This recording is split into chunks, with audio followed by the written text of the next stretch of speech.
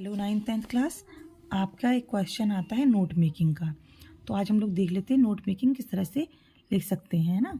और हो सकता है यही क्वेश्चन आ जाए बाय चांस, मतलब अगर आप पढ़ रहे हैं, रिवीजन कर रहे हैं तो अच्छे से कीजिए। क्वेश्चन किस तरह से आता है, read the following passage carefully and do as instructed in A and B below the passage. मतलब अच्छे से ये केयरफुली रीड कर लीजिए पैसेज, फिर जो इंस्ट्रक्टेड मतलब जो इंस्ट्रक्शन दिए हों नीचे ए और बी में उसको आंसर कीजिए। क्वेश्चन देख लेते हैं। On the basis of your reading of the above passage make notes on it and supply a suitable title. तो हमें क्या करना है, नोट्स भी बनाने हैं और एक टाइटल भी देना है। आपको पता होगा टाइटल का भी एक मार्क्स होता है, जो नोट मेकिंग में आपकी जो नंबरिंग वगैरह होते हैं इसका भी एक नंबर होता है। फिर आपका जो कंटेंट आपने लिखा है उसका 1 मार्क होता है। और फिर आपने जो स्पेलिंग का यूज़ किया है, एब्रिविएशन का यूज़ किया है, उनका भी 1 मार्क होता है। ओके, तो चलो रीड कर लेते हैं। The need for money originates from the fact that different people in society produce different things. This means that they depend on each other for goods and services. Let us take the case of a farmer who produces more food than he requires and a carpenter who lives by selling tables and chairs he has made. It will be obvious that unless some means of exchange will be for them to use farmers' goods, the farmer will not be able to get rid of his surplus food and carpenter will starve. Clearly, the simplest mean of exchange will be for them to use barter.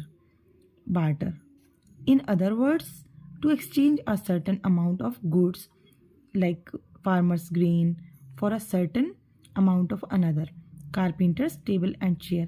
Obviously, barter can work only in a very simple society. In an advanced society, we cannot go around for the things we need. अब हमने क्या देखा, यहाँ money की बात हुई है, barter system की बात हुई है। बार्टर सिस्टम क्या, विनिमय जो हम लोग लेन देन किया करते थे ओल्ड टाइम पर। जैसे सपोज किसी पास चीनी है, किसी पास चावल है, ज़्यादा मात्रा में है, अगर एक दूसरे को चाहिए है तो हम डिपेंड होते हैं एक दूसरे के लिए कि आज तुम इतना ले लेते और वो मुझे इतना दे दीजिए। तो इस तरह से इसे बार्टर सिस्टम कहते हैं ना। फिर से देखो, 1-2 बार रीड करेंगे तो हमें बहुत सारी चीज़ें समझ में आएंगी। The need for money originates from the fact that different people in different society, different people हैं सोसाइटी में, प्रोड्यूस डिफरेंट थिंग्स। सपोज कोई भाई फार्मर है तो वो अलग अलग ग्रेन्स उगाएगा, कोई टेबल कुर्सी का काम करता है तो वो अलग करेगा। This means that they depend on each other, depend भी हैं each other for goods and services, आदान प्रदान के लिए या जो भी सर्विस है, गुड्स है। Let us take the case of a farmer, एक केस लेते हैं फार्मर का, who produce more food than he requires, जितना उसकी ज़रूरत है, रिक्वायरमेंट है, उससे कहीं ज़्यादा फूड को वो प्रोड्यूस करता है। And a carpenter who lives by selling tables and chairs he has made, जो वो बनाता है टेबल चेयर, उस पर ही अपनी ज़िंदगी निर्भर है उसकी। It will be obvious that unless some means of exchange will be for them to use farmer's good, the farmer will not be able to get rid of his surplus food and carpenter will starve. Carpenter के पास खाने को नहीं है and farmer के पास चीज़ नहीं होगी तो ये exchange कर लेंगे। Clearly the simplest means of exchange will be for them to use barter. Simple चीज़ है, सिंपल लोगों के बीच में होगी। In other words, to exchange a certain amount of goods for a certain amount of another. Obviously, barter can work only a very simple society. पुराने ज़माने के लोग सिंपल होते थे, सोसाइटी सिंपल होती थी, वहाँ आदान प्रदान कोई प्रॉब्लम नहीं। But in advance technology world या सोसाइटी में हम लोग ये बार्टर सिस्टम अच्छे से क्या लागू ही नहीं कर सकते। बट कभी कभी अगर लागू कर भी दें जैसे, तो उसका सिस्टम में नहीं आ पाते हैं ना। तो अब हमने ये पढ़ लिया, अब क्या करना है, टाइटल देना है। तो क्या निकल रहा है, different means of exchange, exchange करने की different types, barter system.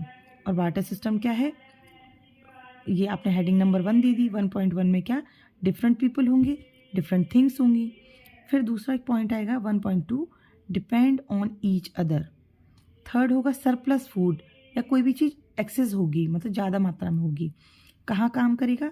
Can work simple society, can work in only simple society. हम नोट्स बना रहे हैं इसलिए बिल्कुल शॉर्ट फॉर्म में लिख रहे हैं, मतलब हम लोग को बस समझ में आ जाए। कांट वर्क कहाँ नहीं काम करेगा, एडवांस सोसाइटी में। मीडियम ऑफ एक्सचेंज क्या चाहिए, मनी होगा। 2 का 2.1, 2.2 ऑल पीपल इसमें एंगेज होंगे। सिंपलेस्ट मीन ऑफ एक्सचेंज, सबसे सिंपलेस्ट साधारण तरीका क्या है एक्सचेंज का, यूज बार्टर, विनिमय। वर्ड्स टू एक्सचेंज, यहाँ पे हम बात भी रख सकते हैं कि मुझे ये दे दीजिए, तब तक के लिए मैं ऐसा आपको दे दूंगा। A certain amount of goods, मतलब जो एक अमाउंट बना देते हैं उस चीज़ के लिए। Obviously barter, advance society, around of things.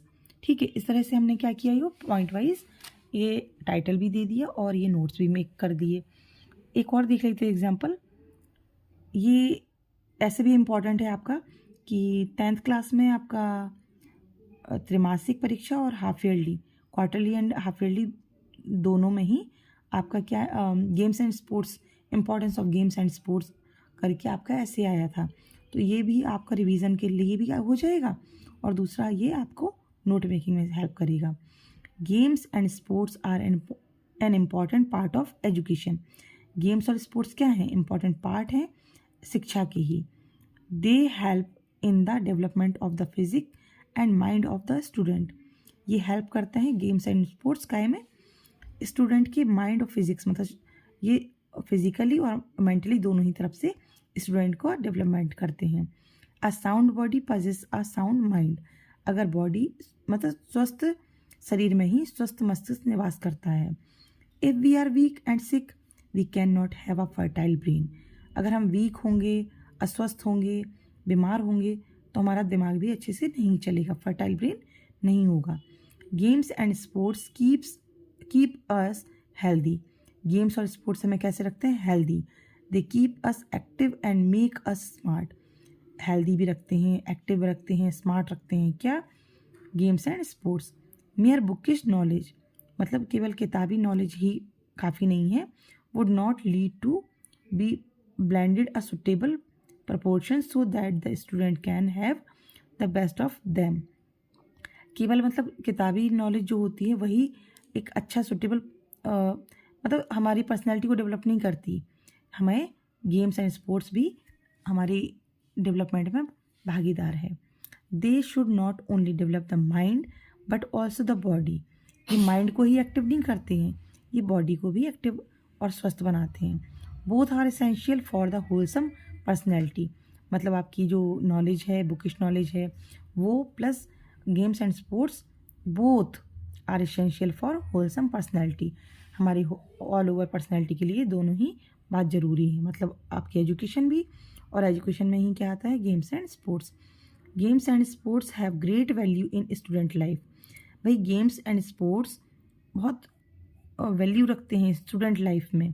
The foundation for a virtuous is laid in school, मतलब जो फाउंडेशन होता है, नींव होती है, स्कूल में ही बनती है।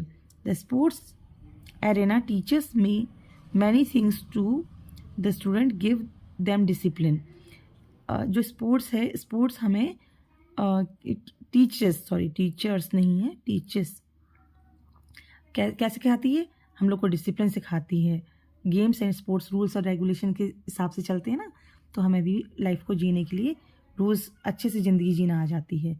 It develops their sportsman spirit, mental outlook, cheerful nature, strong physique, मतलब ये हमारे एक स्पोर्ट्समैन स्पिरिट हो जाती है, मेंटल आउटलुक, चेयरफुल नेचर भी हो जाता है और हमारा शरीर भी स्वस्थ हो जाता है। All these are important trait of successful life, और ये सारी चीज़ें एक अच्छे सफल जीवन के लिए आवश्यक होती हैं।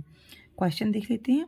On the basis of your reading of the above passage make a note on it using abbreviation if needed, give a suitable title to, मतलब आप ऊपर रीड कर लीजिए पैसेज को और नोट बनाइए, और एब्रीविएशन भी अगर आवश्यकता हो तो बनाइए।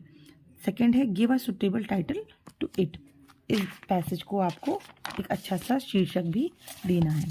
आंसर के लिए देख लेते हैं। टाइटल, गेम्स एंड स्पोर्ट्स आपको समझ में आ रहा है, और ये क्या है? An important part of education. Notes बनाने के लिए games and sports, point number 1.1, important part of education. Second, helps to develop physically and mentally. Sound body possess sound mind, ये तो कोटेशन है तो अच्छा डाल सकते हैं। Weak and sick body not have a fertile brain. Games and sports keep us healthy, active and smart. Mind and body both make wholesome personality. Have great value in student life. Develop sportsman spirit, cheerful nature, etc. Okay, तो आज के लिए काफ़ी है। लिख के देखना, try करना, रीड करना। Thank you.